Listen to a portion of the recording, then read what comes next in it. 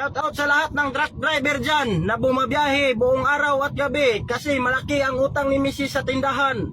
Kakautang ng Red Horse at pulutan para kay kumpare. Kaya tayong mga driver, magbiyahe lang tayo ng magbiyahe para may panginom at pulutan si kumpare. Ay nako, Diyos ko Lord.